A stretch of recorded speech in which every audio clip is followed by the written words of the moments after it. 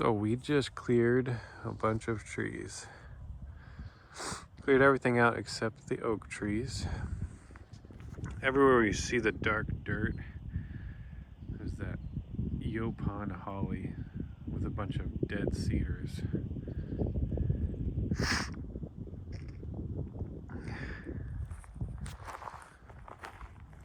Now 2 years ago we came out here with a dozer and cleared where we're going to put the house and a few other spots. And I left a bunch. Some people say that you want to take as few trees out as possible.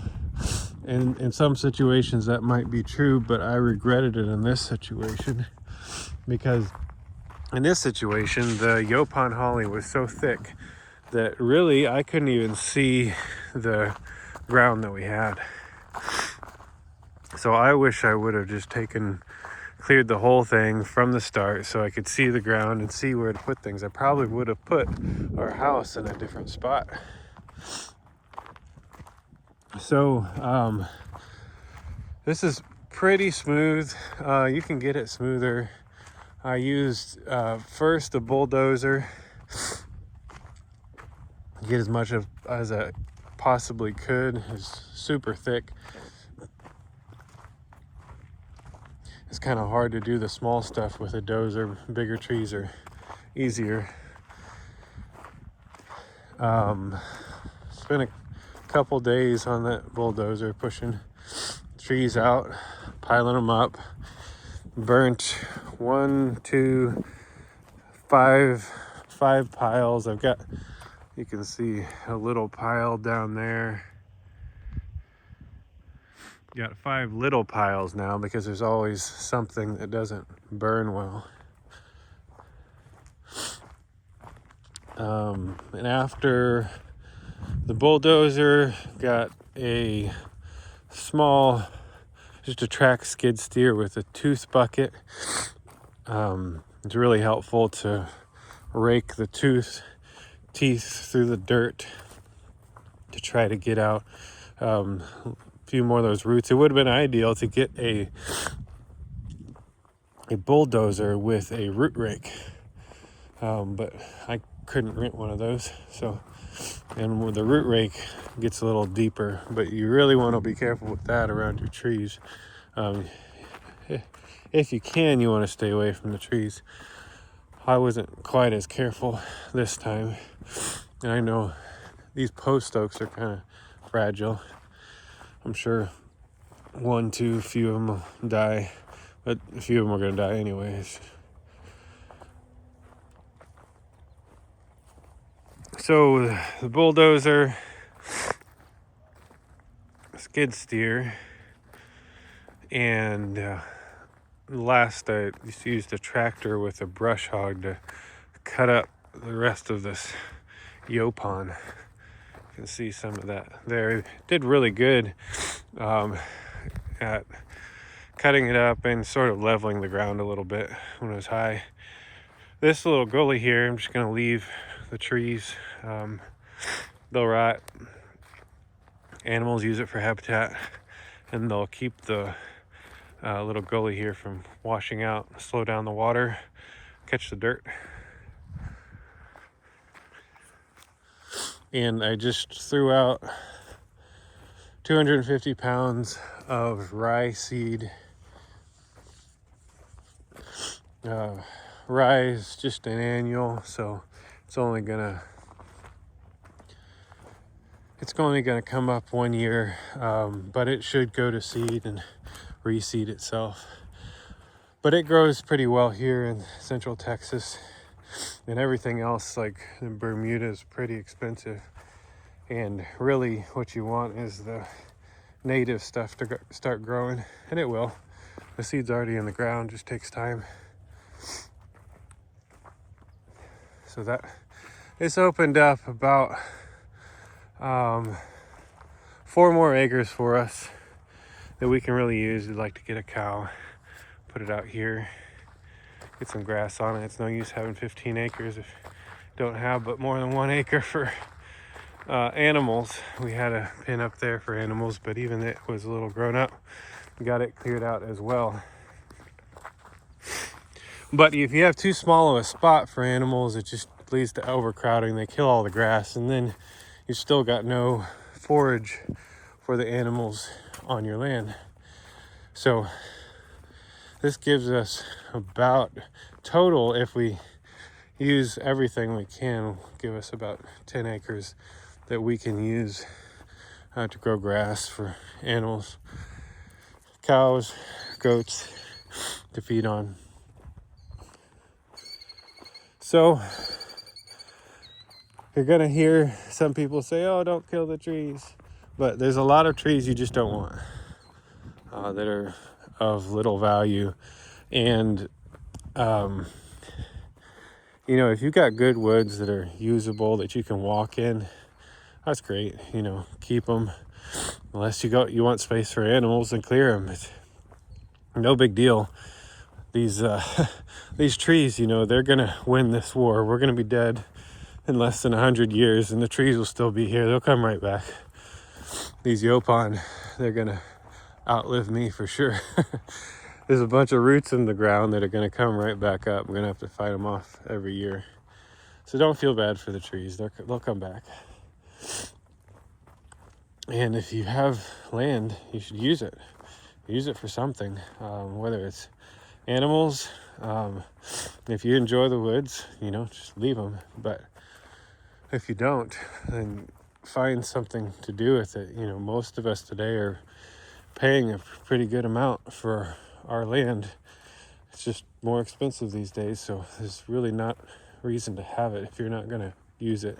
You know, if you just want a place to put a house, just get 2 acres. You know, you really don't need any more. If you want animals, you're going to want some more. But there's really little reason to buy extra land if you're not going to use it. And if you're going to use it, you probably want to clear a good bit of it. And you can do it yourself. Our neighbor just started clearing some of their ground. They paid someone to do it. It's paid them $15,000. Clear off, about 8 acres maybe. This is our little pasture we already had, but it was pretty clogged up.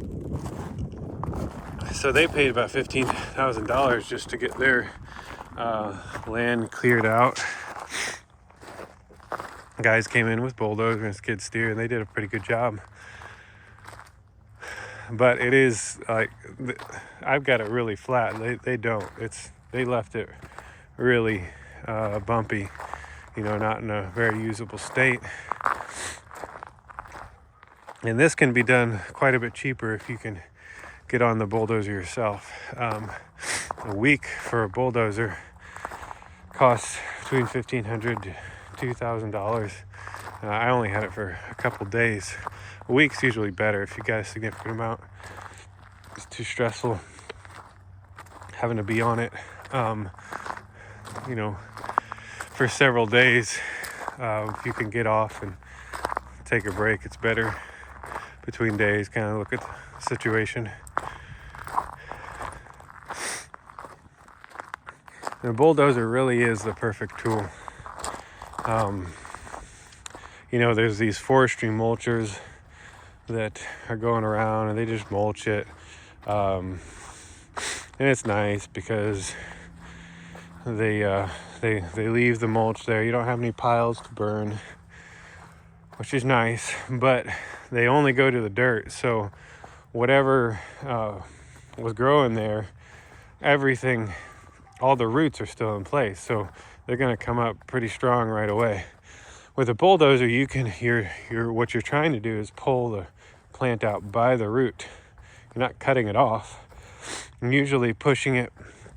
You know, if I were, you know, I wouldn't want to kill this tree, but you push it up high, knock it over, and then push the roots out, which is quite different than the forestry mulcher, because the forestry mulcher leaves pretty much all the roots there. Forestry mulcher disturbs the ground less, which is good, but you also pay a whole lot more for that. I mean, they want, for someone to do it for you, they want, I think I got quoted $1,700 every 8 hours. And you can't do near as much. It's really slow with forestry mulcher. They're grinding down individual trees. And so with the bulldozer, you're pushing out the roots.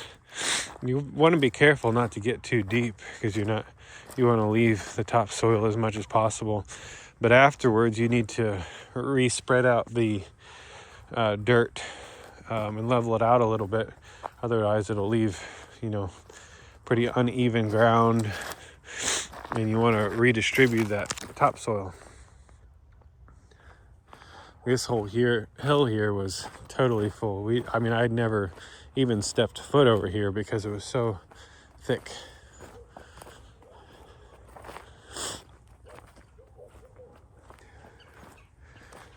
But like I say, the bulldozer is the tool to use.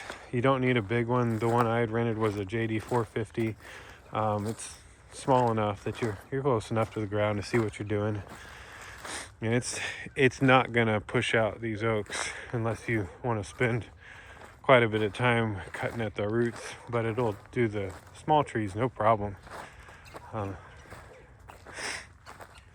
And you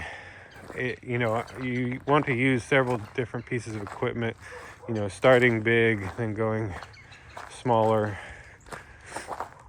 The skid steer really helps, especially with those teeth.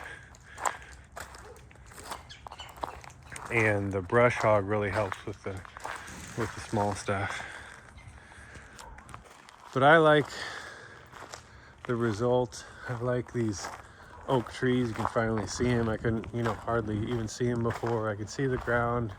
We can grow some grass, put some animals on it, make it useful. And that's what it's there for.